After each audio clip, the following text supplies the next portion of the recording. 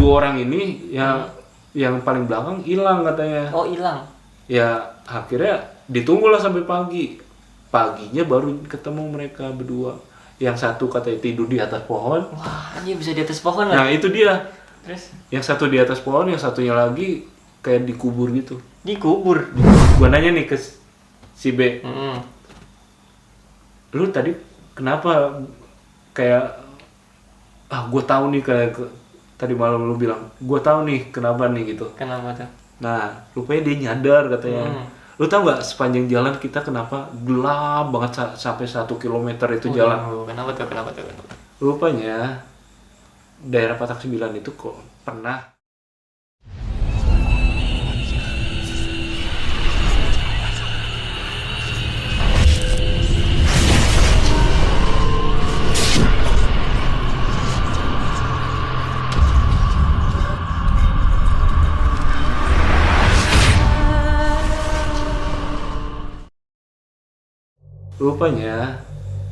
daerah Patak 9 itu kok pernah sempat dilistrikin katanya, tapi nggak sampai sehari mati. Jadi listriknya itu mati sendiri atau Mati gitu? sendiri, Oh, mati dinyala sendiri. dibetulin lagi nih, Hah? mati lagi. Jadi memang istilahnya daerah itu nggak boleh nyala lampu. Waduh, asli, Makanya- serem banget. Makanya pas langsung gue nyadar, pantesan motor sama mobil kenceng-kenceng. Gue bilang serem Berarti juga di situ. dia Dan itu gue buru-buru ya. iya buru-buru karena takut ketemu kayak gitu. Dan gue dan teman-teman gue sama gue itu nge-camp di tengah-tengahnya, men. Asli, aduh. Gue langsung ketemu rambut, udah ketemu kira gue kumpulan ranting yang udah diikat gitu loh. Terus? Jadi kayak mereka tuh ya udah menyediakan lah gitu ya, Oh, tempat jadi buat gitu. kita gitu. Kayak mungkin kita diterima tapi ya jangan asal ucap aja di situ. Oh. Tapi kondisinya waktu itu sih memang kita nggak dapat bayangan gitu, nggak dapat aja penunjuk bayangan-bayangan kayak negatif gitu. Ya cuma si B aja cerita katanya ada suara. Tapi untungnya nggak ditongolin gitu. Iya, untungnya nggak ditongolin. Jadi kayak Serem kita banget. memang dapat di situ langsung ya disediain lah.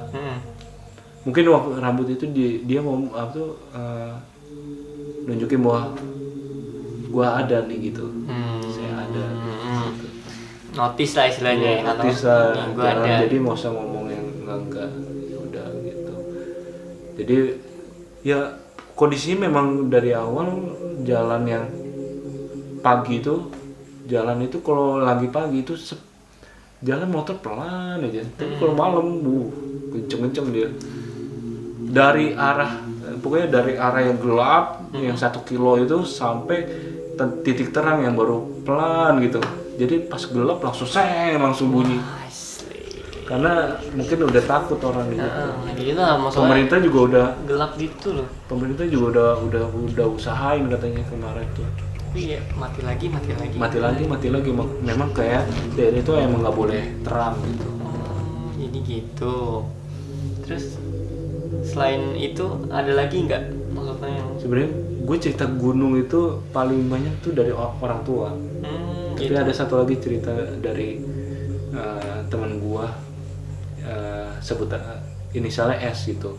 Nah jadi gini ceritanya, dia mau naik Gunung Slamet. Oh, ini Gunung Slamet. Gunung Slamet. Gunung Slamet itu tertinggi di Jawa Tengah. Oh gitu. Kalau salah 3.600 mdpl kalau salah. Nah titik paling mistisnya katanya sih di pos 3 sama pos 4. Karena itu katanya titik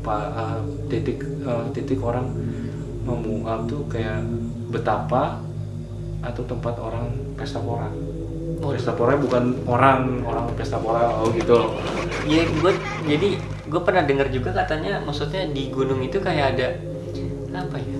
Kayak pasar setan itu, benar nggak sih? Nah, sebenarnya jadi sebelum ke arah sana, gue ada ceritanya kayak gini. Jadi teman-temannya dari teman gua ini punya teman lagi gitu. Mereka mau sepakat mau seminggu sebelum naik tuh sepakat mau naik gunung gede, gunung Slamet yang tertinggi di Jawa Tengah. Mau naik 5 orang. Tapi pas hari H, pas pengen naiknya yang berhasil yang maksudnya yang akhirnya bisa istilah bisa jam waktunya bisa terus persiapannya ada itu cuma dari 1 orang. Oh, jadi dari 5 orang itu yang pas hari H yang waktunya free cuma gitu 1 orang. 1 orang. Tapi ini karena anggap aja si Dea ini udah pengen banget ini pengen naik gitu. Gue pengen naik nih. Terus akhirnya? Ya udah naik kan dia sendiri. Oh, naik sendiri? Naik sendiri. Terus? Bayangin lu naik sendiri di gunung tertinggi. Serem sih anjir. Ya. Terus? Banyak sih ya orang kayak gitu, orang yang naik sendiri. Pokoknya kondisinya itu lu nggak boleh berucap yang enggak atau celoteh yang enggak atau bertindak sesuatu yang gagal gitu. Terus? Nah, naiklah dia dari apa tuh pos pertama, gue lupa naiknya dari mana gitu. Pokoknya yang pos pendaftaran sampai dia tuh naik kalau nggak salah pelan-pelan. Dia naik dari jam 2-an lah, jam 2 siang. Sampai di pokoknya dia nggak tahu katanya, dia tuh nggak tahu di pos berapa, pos 2, pos 3 gitu loh. Pokoknya dia ngecamp di situ. Ngecamp lah dia tuh di situ. Terus? Ya maksudnya kan tadi kata lu bilang pos 3 sama pos 4 kan itu maksudnya pos 3 itu dilarang gitu ya? Dilarang gitu ya. Nah, dia itu kalau nggak salah dia nggak tahu dia ngecampnya di mana gitu. Ngecamp di antara pos 3 pos 4. Pokoknya sebelum itu katanya. Nah, ngecamp lah dia tuh. Ngecamp masak gitu buat makan kan malam, biasalah anak-anak gunung gimana gitu. Tapi itu posisinya sendirian. Posisinya sendirian. Waduh, siap-siap aja kata, siap-siap persiapan lah pokoknya. Dia persiapan pokoknya siap-siap buat tidur, buat istirahat, buat besok paginya bisa naik lagi. Tinggi men, Gunung Slamet itu. Dia jam 10-an dia ada kayak bunyi sesuatu kayak gimana ya, bunyi itu kayak gini gitu. Itu nah suara dari suara apa tuh, suara tendanya kayak digedor gitu. Digedor gitu? Iya. Wah, asli ekstrim banget dong. Nah kan kaget dia kan apa nih gitu kaget itu posisi lagi tidur. Iya, posisinya lagi tidur. Apa nih kan buka set kan. Terus ada orang gitu kan, orang tua katanya begini gitu. Asli ngapain begini? Kan bingung kan orang ngapain gitu kan, dikasih makanan kan, ya udah ambil kue kan, dingin makan gitu langsung lahap gitu. Takut kan dia, wah ini apa nih gitu. Bingung dia. Tuh masih begini kan dia. Asli ini bukan dia. Terus buka dompet, ambil duit nih 50. Nih bang, saya cuma ada duit 50 karena besok cuma ada tiket buat balik gitu. Kasih kan, dikasih, dimakan juga. Wah, asli anjir dimakan. Kaget kan langsung, langsung bingung di dalam pikirannya langsung, wah nggak kacau nih kata dia nih. Diem kan, aduh gue pengen balik kayak ini gue dalam hati kan. Anjir. Udah dimakan, langsung diem kan, langsung lari dia. Lari aja bukan lari orang. Lari gimana? Larinya tuh kayak lari jongkok, tau gak? Lari seret gitu. Larinya kayak kan jongkok. Lucu kan? Kaget kan? Wah, tutup lagi, pura-pura tidur. Pokoknya dia meremin mata gitu. Anjir, larinya jongkok lagi. Lari jongkok tapi kenceng katanya. Terus? Ya dia udah diem kan. Tapi itu wujudnya orang. Orang katanya sih, orang. Mungkin siluman ini nah kan itu dia, gue banyak lah orang termasuk gini ya. Orang yang berilmu itu kadang-kadang kan akal pikirannya udah nggak ada. Kalau udah banyak ilmu ya, pikiran kita tuh kalau terlalu banyak ilmu, pikiran kita juga ngontang-lanting, akhirnya terbawa arus. Jadi ada sedikit gangguan gitu mungkin. Iya, takutnya dia sudah dibawa ke yang lain, dunia udah beda gitu. Nah setelah dia ketemu orang itu kan pura-pura tidur kan, udah nggak bisa merem, diperemin, pokoknya dicetel lagu kan. Itu yang paling utama sih kalau udah sesuatu yang udah ketemu kayak gitu, lu lupain, cetel lagu yang lu seneng kenceng-kencengnya, masa bodoh nah gitu. Tapi ini musik langsung mati katanya. Wah asli anjir, mati sendiri tuh. Bukan mati atau dia dimatiin, pokoknya maunya diem gitu kan, atau gimana gitu, gue lupa. Pokoknya dia posisinya mau tidur gitu, dipaksa tidur, maksain tidur. Kira-kira jam 2, nah itu kan jam 10 tuh, jam 2 ada suara cekikikan katanya. Wah kaget dia kan, bangun langsung. Wah kayaknya nggak bisa tenang buat tidur nih kayaknya.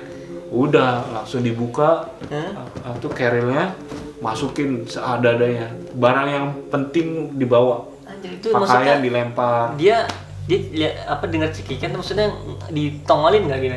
Nah saat itu dia masih nutup tenda tuh, masih nutup tenda. Pokoknya gue belum sempet buka tenda, gue harus masukin barang yang penting dulu. Tenda masih bisa langsung diserak gitu kan, langsung pulang. Pokoknya dibawa pulang masih kayak gitu juga masih bisa kan. Udah dibawa semua tuh barang-barang kayak kompor, semua barang-barang, bajunya dilempar aja udah. Terus ya udah buka resetting, pelan-pelan tek, masih ada kan suara gitu. Langsung diem kan dia, coba cari tempatnya, pojokan katanya. Ada orangnya, ada sosoknya, ya perempuan juga. Diem kan dia, udah pokoknya diteriakin kenceng, gitu kan, biar nggak keganggu, gitu kan, gitu, atau diajak ketawa gitu kan. Pokoknya gue denger cerita dianya aja, gue udah merinding gitu kan. Asli itu serem banget. Langsung buka, masuk kan, langsung turun dia, sepanjang turun dari pos dia camp itu sampai ke pos pendaftaran. Itu diketawain terus. Asli, anjir. Turun tak gitu. Pokoknya turun sampai bawah. Malah nyampe bawah baru dia dilepas. Baru hilang. Baru hilang. Wah, itu bener-bener langsung nggak jadilah. Gue bilang nggak jadilah. Gue bisa bayangin aja. Dia bilang nggak jadilah gue naik gunung sendirian lagi katanya. Anjir, ya iyalah, mungkin ya ini pelajaran juga buat yang nonton. Jadi gini ya. Sebenarnya awalnya dia dapat kayak gitu. Orangnya memang katanya sih orangnya suka ngomong nggak bagus. Nah itu awalnya ngomong nggak bagus, kayak sesuatu yang berbau negatif. Akhirnya ya udah seneng lah makhluk kayak gitu mah. Ini makhluk gua nih katanya kan. Namanya ini kan. Di alam gitu nggak boleh ngomong sembarangan. Emang. Ya udah. Akhirnya turun dia, udah. Nggak jadi nanjak. Nggak jadi. Dia malam itu juga dia nginep di pos pendaftaran. Akhirnya saya mau tidur di sini aja bang. Ya. Itu posisi jam 4-an dia. Paginya pokoknya kereta dia jam 5 atau jam 6 sore dia. Asli aja lagi berani sendiri. Nah, itu sebenarnya posisi naik sendiri sih nggak apa-apa. Cuman mungkin kuat iman juga sih. Mungkin ditambah kayak dia tuh ngomongnya sembarangan gitu kali. Iya. Gimana sih, hutan itu kan tempat yang sebenarnya bukan kawasan manusia. Itu beda lagi. Kayak ada cerita di daerah gua saat kebun aja tuh, kebun buah aja malam itu nggak boleh dipetikin. Karena posisinya kalau buahnya jatuh itu udah punya orang, punya makhluk yang lain. Oh gitu.